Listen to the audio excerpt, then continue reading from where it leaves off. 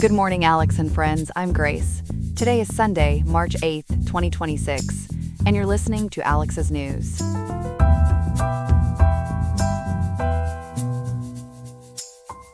The weather in Riverside will reach a high of 75.6 degrees today, with the temperature cooling down to a low of 54.7. It is a meaningful day to recognize the accomplishments and impact of women everywhere as we celebrate International Women's Day. We are examining the legal reasoning behind a federal judge's decision to invalidate Kari Lake's tenure at Voice of America. We are also looking into the factors that left communities with such little warning before the recent deadly tornado outbreak. Along with those reports, we will cover a variety of other stories developing throughout the day. There is a lot to discuss, so stay tuned for all of this and more on Alex's News.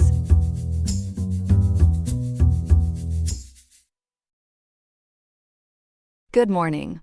We are starting today with a major legal development that has sent shockwaves through the federal government and the media world alike. A federal judge issued a landmark ruling late yesterday that effectively guts the recent overhaul of the Voice of America. Ethan, this decision seems to wipe away almost everything Kari Lake has done at the agency over the last year.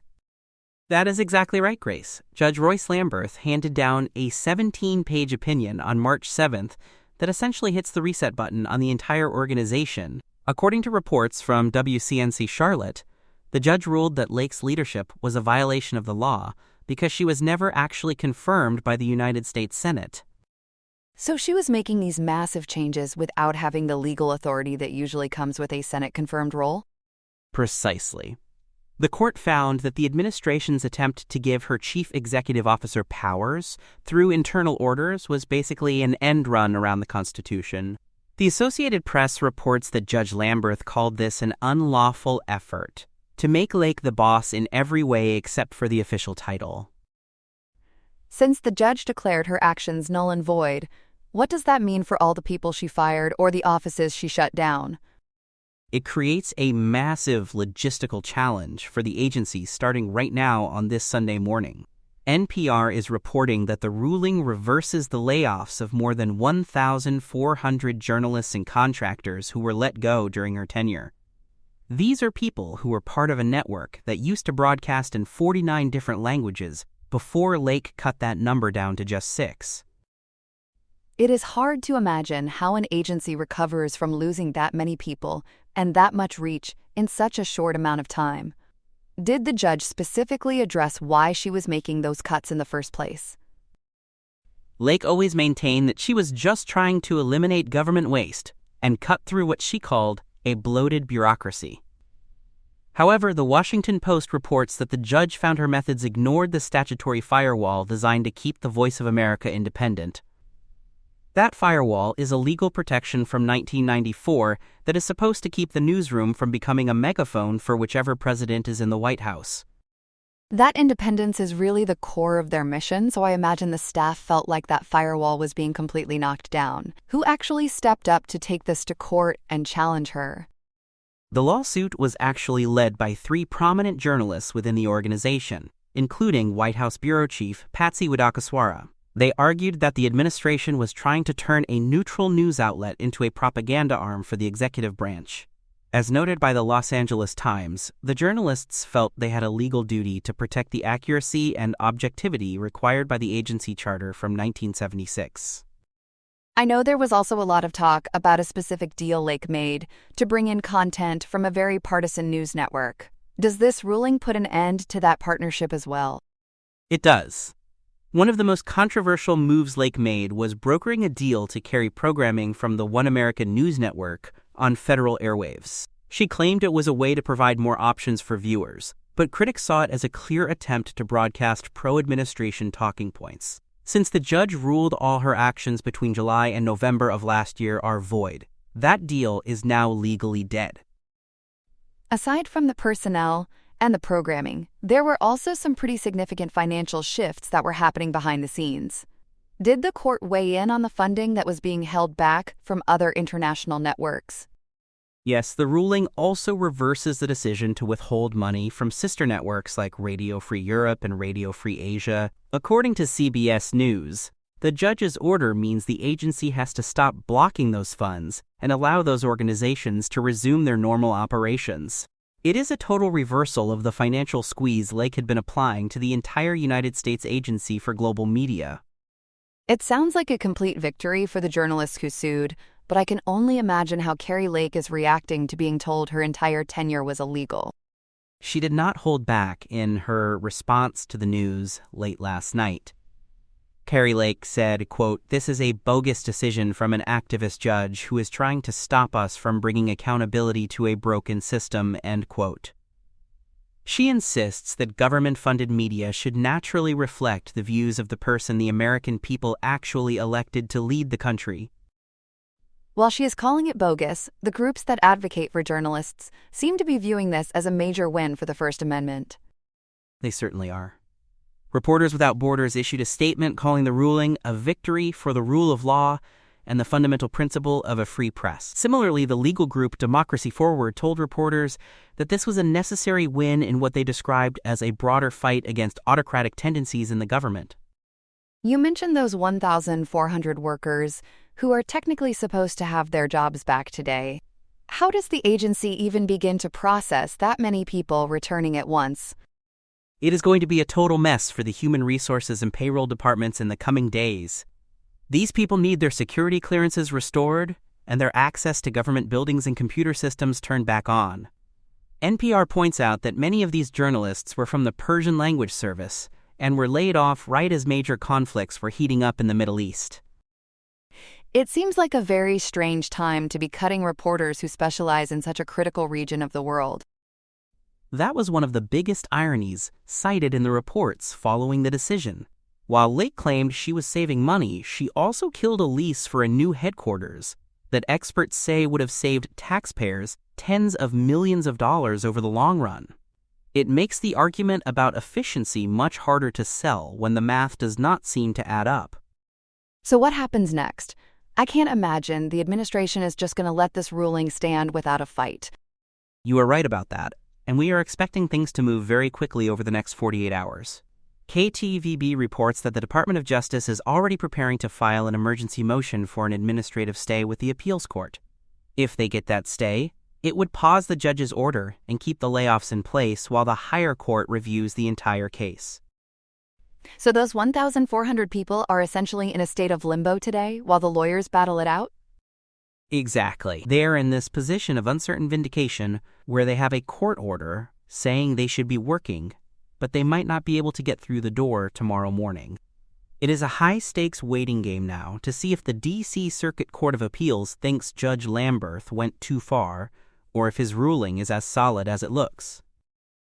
It is such a complex situation with so many lives and careers hanging in the balance. We will certainly be watching for that emergency filing from the Justice Department throughout the day. Ethan, thank you for breaking down the legal details for us this morning. Of course, Grace. We will keep a close eye on any movement at the courthouse. Good morning. We are starting today with some very heavy news following a weekend of extreme weather across the heart of the country. Chloe, what is the latest on the ground as recovery efforts begin this Sunday morning? It has been a truly heartbreaking 48 hours for families in Michigan and Oklahoma as they sift through the wreckage of these storms. According to the Associated Press, the death toll has now reached at least 6 people after a series of violent tornadoes tore through several communities on Friday and Saturday. Those numbers are devastating, and I know the damage in Michigan has been described as historic for this time of year. How bad was the impact in the southwestern part of the state? The National Weather Service office in northern Indiana confirmed that an EF3 tornado struck Union City in Branch County on Friday afternoon. This was the strongest March tornado to hit Michigan in nearly 16 years, with peak winds estimated between 150 and 165 miles per hour. That is an incredible amount of force for a storm in early March, so what did that actually look like for the people living near Union Lake? The destruction was absolute on the north side of the lake, where investigators found homes completely swept from their foundations. The Washington Post reports that mature trees were stripped of their bark and power lines were snapped like toothpicks across the entire county. We are also hearing about significant damage in Three Rivers, which is just a short distance away from that Union City strike. What happened in the business district there? An EF2 tornado with 130-mile-per-hour winds tore through the city, and Yahoo News reports that the commercial area took a direct hit. A Menards home improvement store at US 131 and Broadway Road had its roof blown off and a major section of the building collapsed. It sounds like a miracle that more people were not caught in the path of that specific storm. Were there any close calls with residents or shoppers in that area?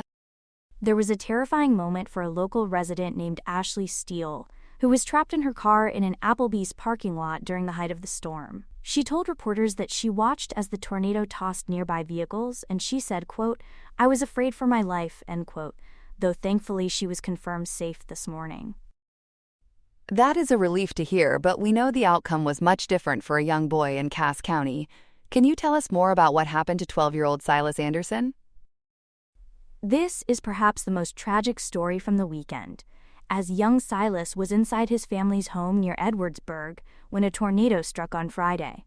His parents desperately tried to provide first aid in the middle of the debris, but he sadly passed away after being taken to South Bend Memorial Hospital. Our hearts go out to that family and the entire Edwardsburg community as they process such a senseless loss. Turning our attention south, how did the storm system affect the people in Oklahoma? The weather was just as violent in northeastern Oklahoma, where the National Weather Service in Tulsa confirmed multiple tornado touchdowns on Friday evening. One of the strongest was a high-end EF2 that carved a path 4 miles long through the town of Beggs in Okmulgee County. We are hearing reports of fatalities in that area as well, so do we have confirmation on those numbers from local officials?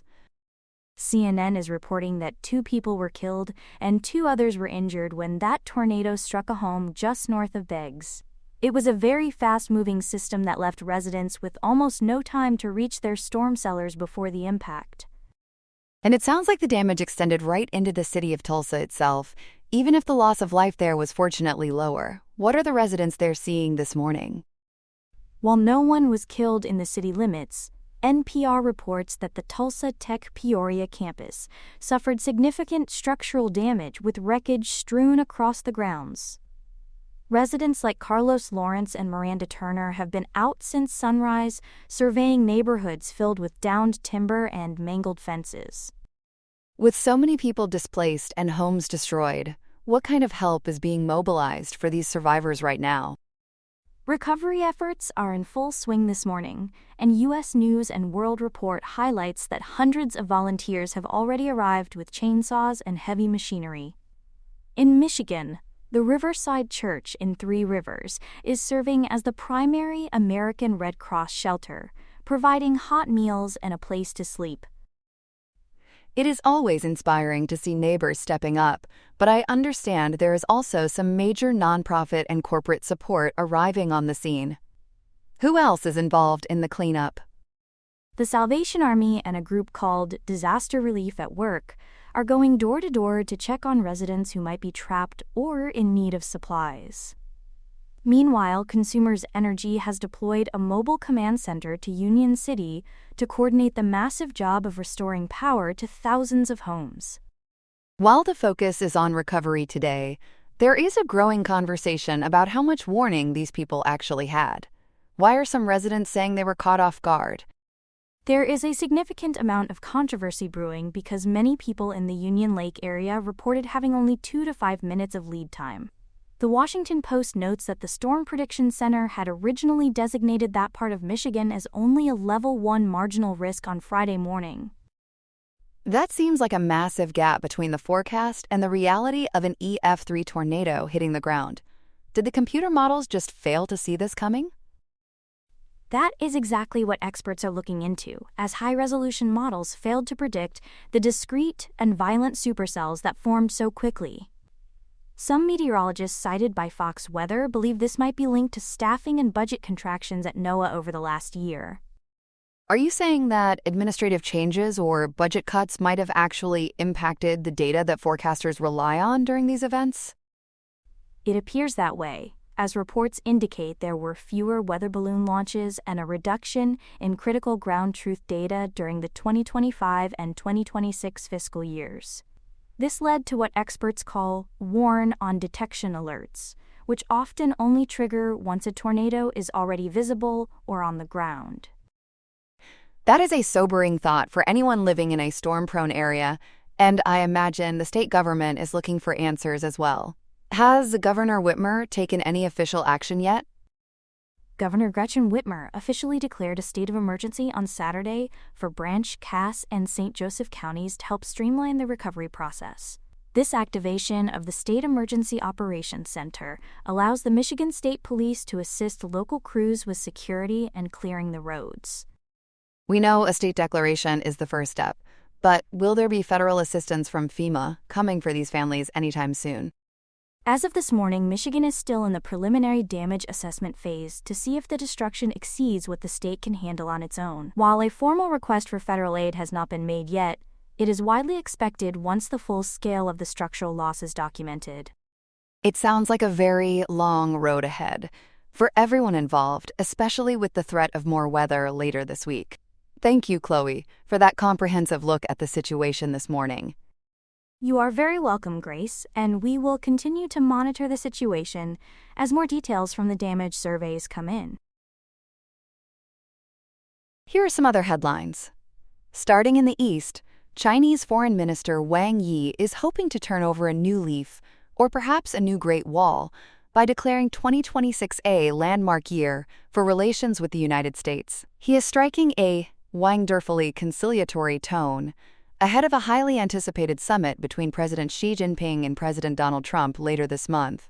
After a volatile 2025 that saw trade duties hit record highs, Wang is emphasizing that high-level agendas are already in the works to manage friction. He noted that while these two global powers cannot remodel one another, they must prioritize mutual respect to provide a strategic guarantee for global stability. It seems Beijing is hoping this March meeting will be the summit of their diplomatic achievements. Moving to Norway, things got a bit too booming. On Sunday, March 8, Oslo police launched an investigation into an explosion at the United States Embassy around 1 in the morning. Incident Commander Michael Delamere reported the blast hit the consular section, causing minor material damage, but no injuries. A Nordic miracle. While a motive hasn't been pinned down, authorities say the act was intentional. Police have deployed bomb squads, drones, and helicopters to Norwaying down the list of suspects. This comes as American embassies remain on high alert worldwide following military operations in Iran, though local officials haven't yet raised the national terror threat level. In New York, Attorney General Letitia James is putting Columbia University under the microscope. She has launched a civil probe into the school's handling of a Haddon's sexual abuse scandal involving former Dr. Robert Haddon. The investigation focuses on why administrators let him continue treating patients for 5 weeks after his 2012 arrest, a window during which at least 8 more victims were assaulted. While Columbia has paid out over $1 billion in settlements to more than 1,000 survivors, James is now scrubbing the institution for negligence. Students have been screaming for accountability after the school delayed a promised internal report for over 2 years. Up in British Columbia, the province is officially done with the time-honored tradition of changing clocks. As of today, March 8, residents have sprung forward for the very last time. Premier David Eby and Attorney General Nikki Sharma confirmed the province is moving to permanent daylight saving time to eliminate clockwork chaos. They're ticking off the health risks and car accidents associated with sleep loss for 5,600,000 people.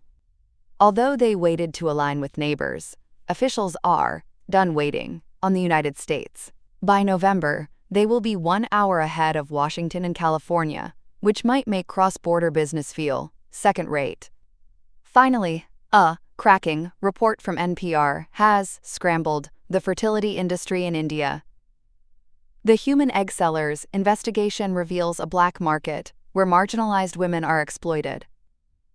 One victim reportedly underwent egg retrieval 33 times, far exceeding the legal limit of one.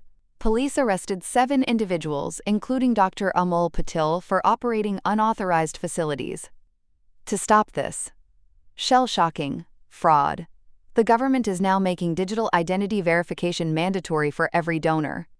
It is a sunny side up attempt to regulate an industry that has been the Wild West for too long.